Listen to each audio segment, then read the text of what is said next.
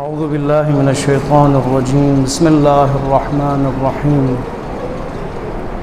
الحمد للہ رب العالمین والصلاة والسلام علی اشرف الانبیاء والمرسلین وعلى آلہ الطیبین الاطہرین لا سیما بقیت اللہ فی الارضین روحی وارواح العالمین لہ الفدا واللعنۃ الابدیۃ علی اعدائہ من الآن الى قیام یوم الدین.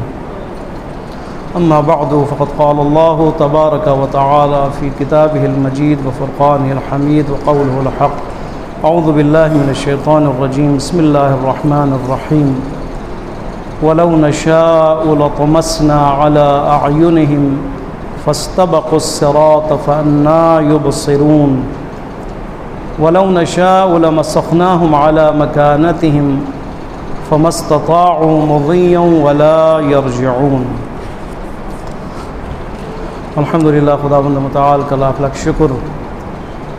پروردگار عالم نے توفیق عطا کی کہ ہم یہاں پر بیٹھیں اور قرآن مجید کے حوالے سے آیات الہی کے حوالے سے گفتگو کریں. انشاءاللہ خداوند متعال ہماری اس نشست کو، میرے کہنے کو اور آپ کے سننے کو اپنی عبادت شمار فرمائے. بہت ہی اہم آیات سورہ یاسین 66 نمبر اور 67 نمبر آیات آج ہمارے موضوع کا عنوان ہے، لیکن صرف ترجمے کی حد تک. اس سے پہلے جو ہماری گفتگو تھی، جو عنوان تھا، وہ بہت اہم ہے. صرف آج اس کا ترجمہ کروں گا انشاءاللہ. مقدمے کے طور پر پچھلی آیتوں پر گفتگو ہوگی. فرماتے ہیں وَلَوْ نَشَاءُ لَطَمَسْنَا عَلَىٰ أَعْيُنِهِمْ، اگر ہم چاہتے تو ہم ان کے آنکھوں کو نوچ لیتے. یہ کافر اور جو فاسق اور مجرم ہیں، خداوند متعال روز محشر یہ فرما رہا ہے کہ جب یہ انسان، یہ مجرم، یہ جہنمی جہنم کے کنارے پر ہیں، خداوند متعال کی یہ گفتگو وہاں پر ہے. فرماتے ہیں کہ اگر ہم یہ جہنمی اگر ہم چاہتے دنیا میں تو ان کی آنکھیں ہم نابود کر دیتے، ان کی آنکھیں ہم محو کر دیتے.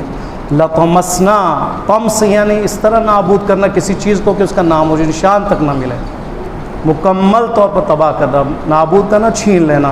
خداوند متعال ارشاد فرما رہا ہے کہ اگر میں چاہتا، ہم چاہتے، اگر ہماری مشیت میں یہ ہوتا تو ہم کیا کرتے ہیں؟ ان کی آنکھوں کو نوچ لیتے، محو کر لیتے مکمل طور پر.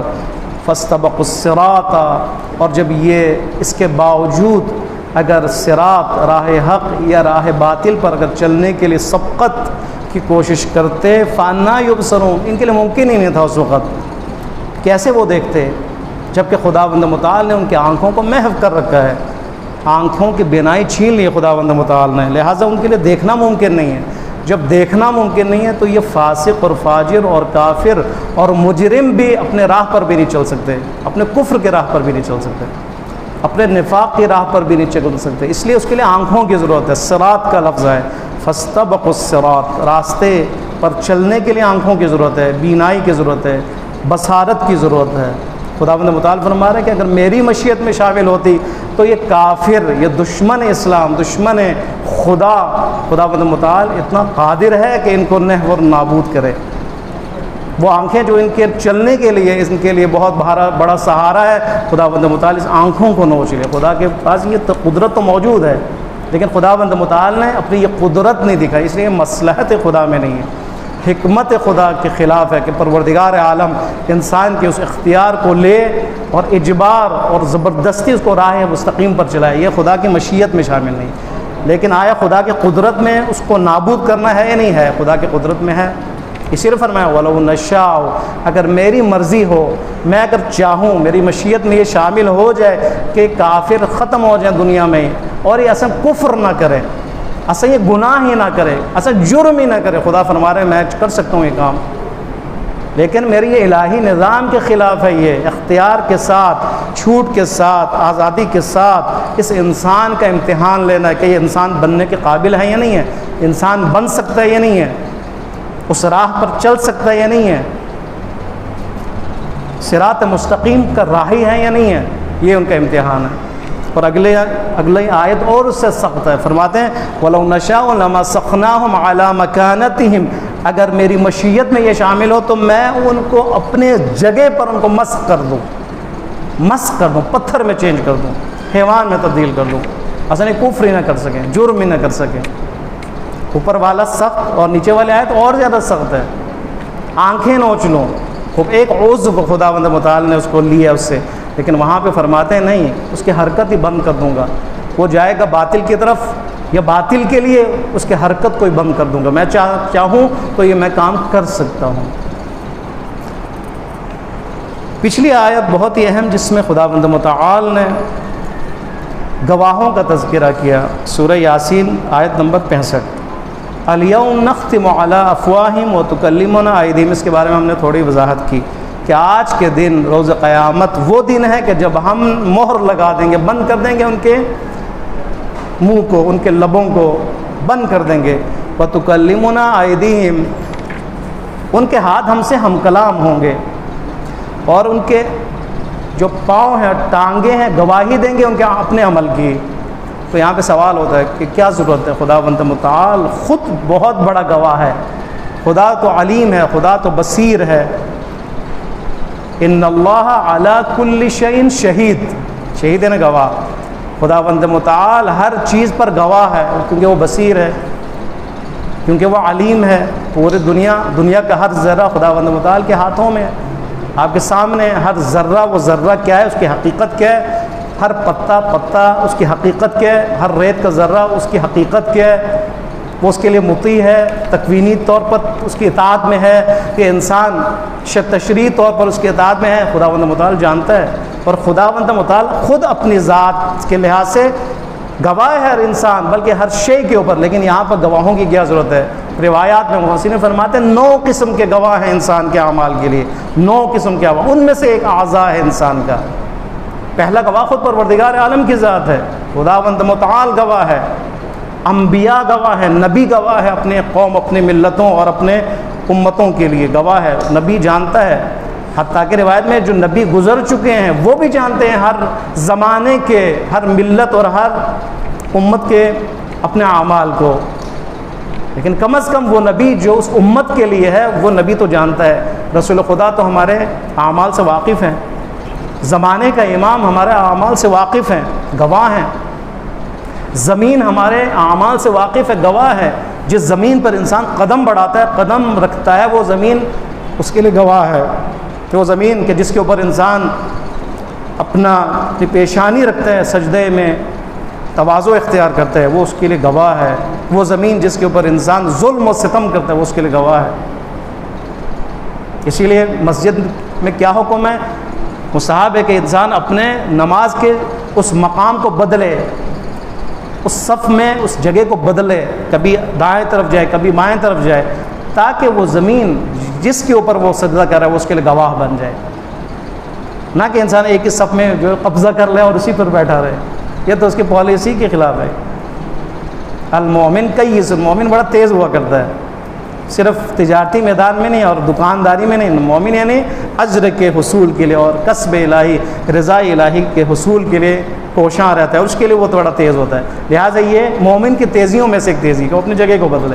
لہٰذا زمین کے گواہ ہے انسان کے اعمال کے اوپر، انسان کے ضمیر اور روح گواہ ہے اس کے اعمال کے اوپر، زمانہ گواہ ہے۔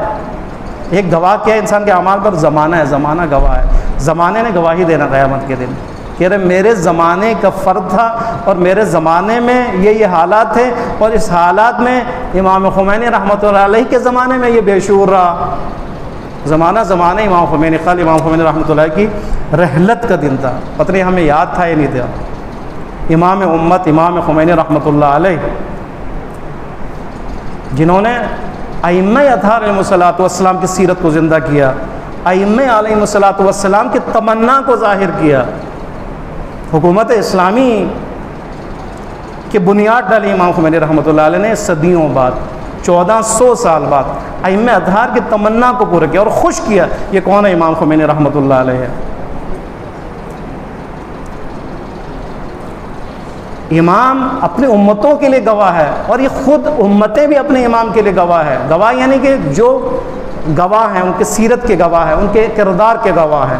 قیامت کے والے دن نبیوں سے سوال ہوگا امتوں کے بارے میں، امتوں سے سوال ہوگا نبیوں کے بارے میں کہ آیا انہوں نے اپنی ذمہ داری ادا کی نہیں کی؟ نبیوں نے، ائمہ نے اپنی ذمہ داری ادا کی نہیں کی؟ وہ کہ جن کی ہاتھ میں قیادت تھی انہوں نے اپنی ذمہ داری ادا کی نہیں کی تھی؟ سوال ہوگا، دونوں طرف سے سوال ہوگا، دونوں گواہ بنیں گے ایک دوسرے کے۔ آیا انہوں نے ذمہ داری قبول نہیں کی اور امام نے ذمہ داری قبول نہیں کی، قائد نے اپنی ذمہ داری قبول نہیں کی؟ تو آج امام خمینی رحمۃ اللہ علیہ گواہ ہیں۔ ہم امام کے گواہ ہیں یا نہیں ہیں؟ امام کے کردار کے گواہ ہیں۔ ہر مومن امام خمینی رحمۃ اللہ علیہ کے کردار کے، آپ کے انقلاب کے، آپ کے اقدام کے گواہ ہیں یا نہیں ہیں؟ گواہ ہیں۔ پوری ملت، مستضعف قومیں گواہ ہیں، فلسطینی مجاہدین گواہ ہیں، یمنی مستضعفین اور مجاہدین آج امام کے ان اقدام کے گواہ، اس انقلاب کے گواہ ہیں۔ تو قیامت کے دن گواہی دیں گے کہ انہوں نے وہ اقدام کیا کہ کسی نے بھی نہیں کیا صدیوں بعد جنہوں نے اقدام کیا۔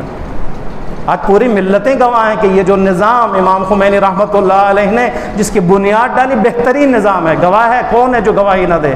مگر وہ کہ جس نے عینک کے تعصب پہنا ہو، جو اندھا ہو، بصیرت اس کے اندر نہ ہو، وہ صرف انکار کر سکتے ہیں۔ آج ہر ملت کا جوان، ہر ملت، چاہے وہ اہل سنت سے ہو، چاہے وہ شیعہ سے ہو، چاہے وہ مسلمان ہو، چاہے غیر مسلمان ہو، سب امام خمینی رحمۃ اللہ علیہ کے انقلابی اقدام کے گواہ ہیں، گواہ ہیں۔ آج پوری دنیا گواہ ہے کہ جو بہترین نظام جس کی بنیاد اسلام ہے، دین ہے، کون سا نظام ہے؟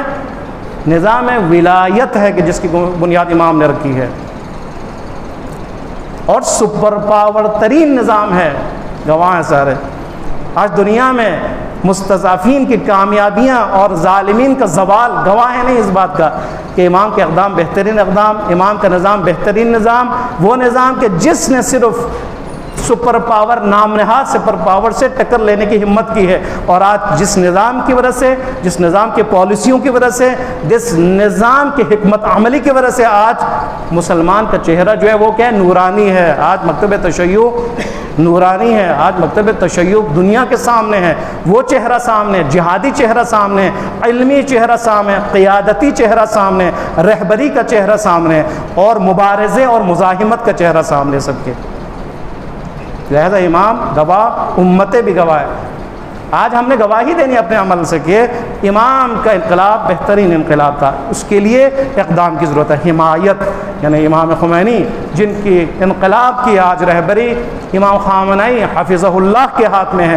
آج ہم نے گواہی اپنے عملی طور پر دینا ہے، زبانی طور پر دینا ہے، قلبی طور پر دینا ہے کہ بہترین نظام ہے یہ، اس کے لیے اقدام کرنا ہے، اس کے لیے حمایت کا اعلان کرنا ہے۔ اس بہترین نظام اور سپر پاور ترین نظام کی حمایت کرنی ہے ہم نے، یہ ہمارے لیے آج کی گواہی ہے۔ خداوند متعال انشاءاللہ امام امت کو انبیاء اولیاء کے ساتھ محشور فرمائے انشاءاللہ، اور ان تمام ارواح کو ہم سے خوشنود فرمائے۔ خداوند متعال کی گواہی کافی ہے، باقی گواہوں کی کیا ضرورت ہے؟ اعضاء سے گواہی لینے کی کیا ضرورت ہے؟ ہاتھ گواہی دے، پاؤں گواہی دے، آنکھیں گواہی دے اس کے اپنے خلاف کہ اس نے کفر کیا تھا، اس نے جرم کیا تھا، ضرورت ہی کیا؟ خدا خود فرمائے کہ مجھے پتہ ہے، میرے علم میں ہے، علم الہی میں یہ مجرم ہے، اس کو جہنم میں لے جاؤ، بس ختم۔ مفسرین فرماتے ہیں اس بات کے لیے گواہیوں کی ضرورت ہے، اور گواہیوں کا تذکرہ کیا ہے تاکہ یہ انسان ڈرے، خوف رہے اس کے اندر۔ تربیتی حوالے سے ضروری ہے کہ اس انسان کو کہا جائے صرف خدا نہیں امام، صرف خدا نہیں حجت خدا، صرف خدا نہیں زمین، صرف خدا نہیں بلکہ نبی، صرف خدا نہیں بلکہ ہر شے تمہارے لیے گواہ ہے۔ لہذا احتیاط کرو۔ آپ ایک بلڈنگ لیں، ایک قصر لیں، ایک محل لیں، اس کے اندر ایک انسان ہو، اس انسان سے کہہ دیا جائے کہ تم یہاں پہ صرف نہیں رہتے ہو بلکہ ایک اور بھی اس بلڈنگ میں موجود ہے، اس کا یہی تصور کرنا کہ یہاں پر میرے علاوہ ایک اور شخصیت بھی موجود ہے، یہی کافی ہے اس کے خوف کے لیے۔ کیوں؟ اس لیے کہ اگر اس نے عمل بد انجام دیا، شر انجام دیا، تو یہ گواہ رہے گا، یہ دیکھے گا، یہ وٹنس بنے گا۔ اگر آپ کو کہہ دیجئے، کسی کو کہہ دیجئے کہ یہ بلڈنگ ہے، یہ قصر ہے، اس میں ایک کیا خفیہ کیمرہ لگا ہوا ہے، تو کیا ہوگا؟ یہی کافی ہے اس کے لیے۔ اگر اسے کہا جائے 10 خفیہ کیمرے لگے ہوئے، بہت زیادہ اس کے اندر خوف پیدا ہوگا۔ اسے یہ کہا جائے کہ اس بلڈنگ میں ایک بچہ ہے، یہی کافی ہے اس کے لیے، بچہ ہے، یہی کافی ہے اس کے لیے۔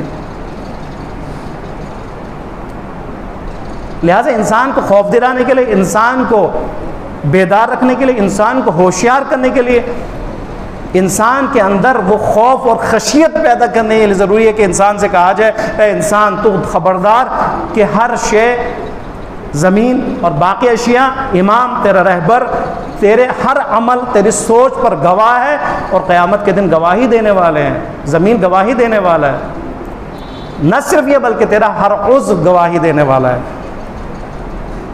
تو خود گواہی دے گا، اسے یہ معنی ہے نا، یعنی تو خود سے مراد تیرا ہاتھ تیرے خلاف گواہی دے گا، جس ہاتھ سے تو غلط کام انجام دے رہا ہے یہی ہاتھ تیرے خلاف گواہی دے گا۔ اس سے بڑا کیا ہے خوف؟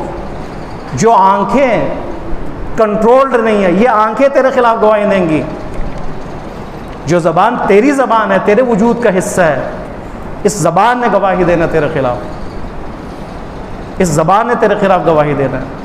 آپ دیکھیں ہر وہ عضو کے بارے میں قرآن نے بیان کیا کہ جس عضو کے ذریعے سے، پارٹ آف باڈی کے ذریعے سے انسان گناہ انجام دیتا ہے۔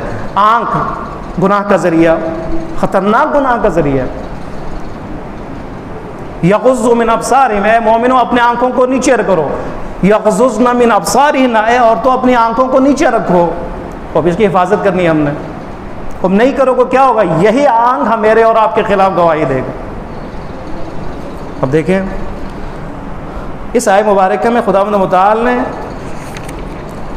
ہاتھ اور پاؤں کی بات کی۔ 65 نمبر آیت، الیوم نختم علی افواہہم وتکلمنا ایدیہم، ایدی یعنی ہاتھ، تمہارے ہاتھ ہم سے ہم کلام ہوں گے، زبانی ہاتھ بول پڑے گا، وتشہد ارجلہم، تمہارے ٹانگیں گواہی دیں گی۔ اب آگے آپ دیکھیں سورہ فصلت 20 نمبر آیت، شہید علیہم سمعہم وابصارہم وجلودہم، ان کے خلاف گواہی دیں گے، گواہی دی جائے گی، دیں گے سمع، ان کے کان گواہی دیں گے، ابصارہم ان کے آنکھیں گواہی دیں گی، وجلودہم ان کے چمڑا، ان کا کھال گواہی دے گا ان کے خلاف۔ یہ ہاتھ نے غلط اقدام کرنا ہے، اس ہاتھ کے بڑھنے کے ساتھ کس چیز نے پہلے ٹچ ہونا ہے اس چیز کے ساتھ نامحرم سے؟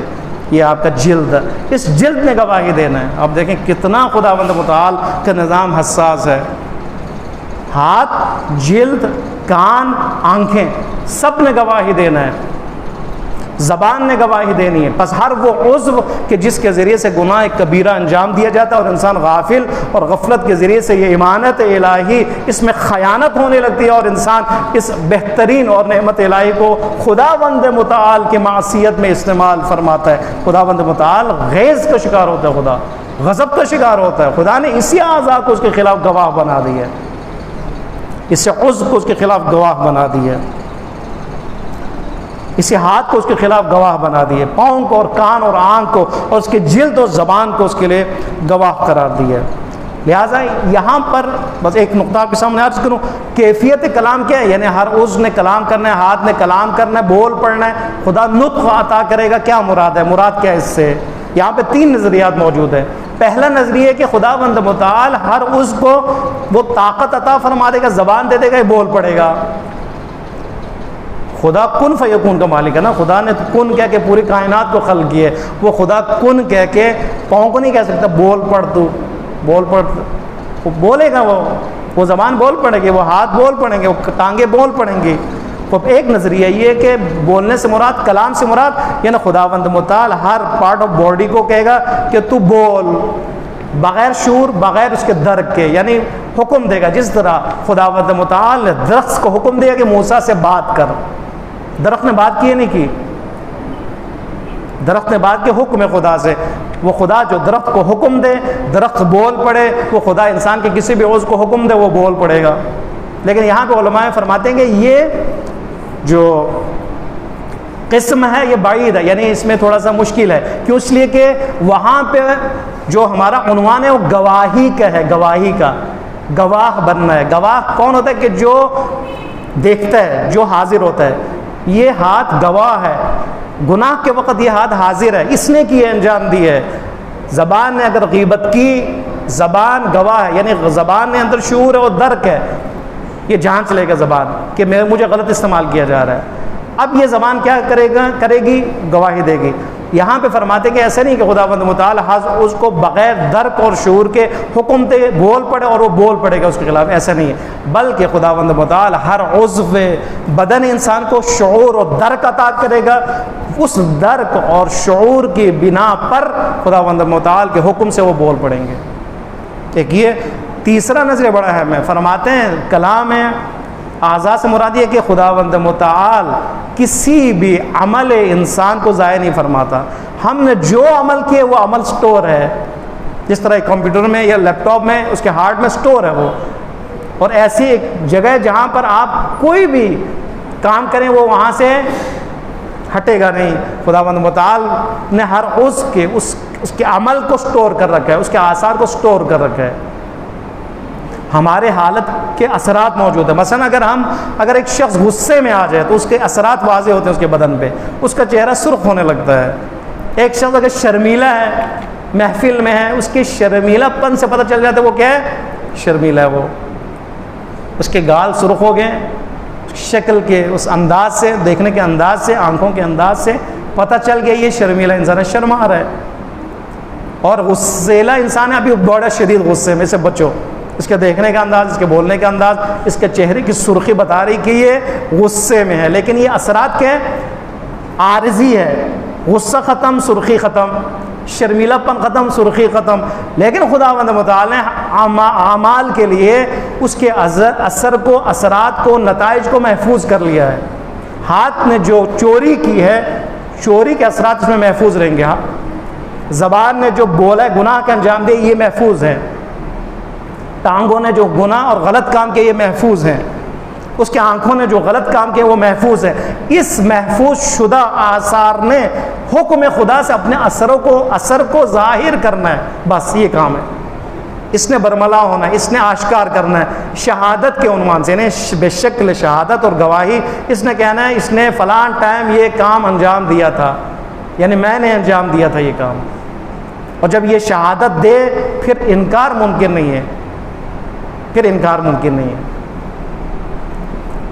اس کی گال کی سرخی، آیا وہاں پہ کوئی انکار کر سکتا ہے اسے غصہ نہیں آ رہا؟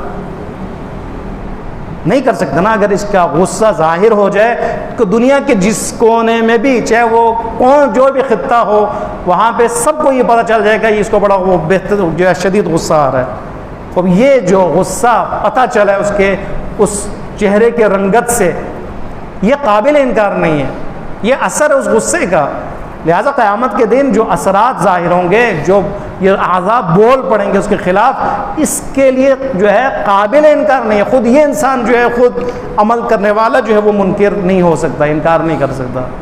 لہٰذا ان تمام گزارشات کا جو مقصد ہے اور آیات کا جو مقصد ہے، جو گواہوں کا تذکرہ ہے اور 9-10 گواہوں کا تذکرہ ہے، اس میں جو شامل اشیاء ہے اور شخصیات ہیں، ان سب سے جو نتیجہ نکلتا ہے وہ کیا ہے؟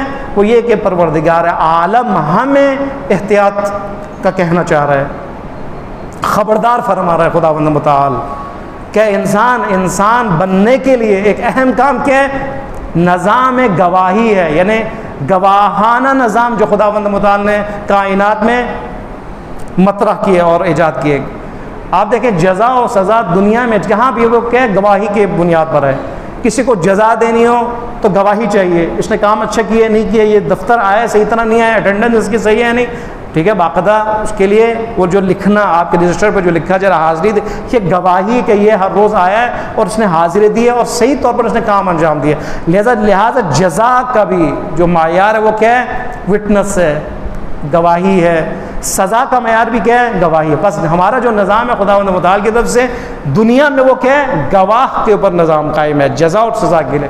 خداوند متعال نے اس سے بھی سخت اور اس سے بھی بہترین اور اس سے بھی حساس نظام آخرت کے لیے رکھا ہے کہ اس وقت جو ہے انسان اپنے تمام جرم کو جو ہے اپنے آنکھوں سے دیکھے گا۔ البتہ آپ کے لیے خوشخبری کہ یہ جو اعضاء کا گواہی دینا صرف کفار کے لیے ہے، یہ صرف ان مجرموں کے لیے کہ جنہوں نے عقیدتی اعتبار سے پس پشت اپنے آپ کو ڈالا ہے، لیکن مومن کے لیے نہیں ہے۔ مومن کے لیے اعضاء کی گواہی نہیں ہے، مومن کے لیے نامہ اعمال ہے، نامہ اعمال عزت و احترام کے ساتھ ہے، اس کا نامہ اعمال اس کے دائیں ہاتھ میں دیا جائے گا، اور خود اپنے نامہ اعمال کو پڑھے گا اور مسرور ہوگا اور شاداب ہوگا۔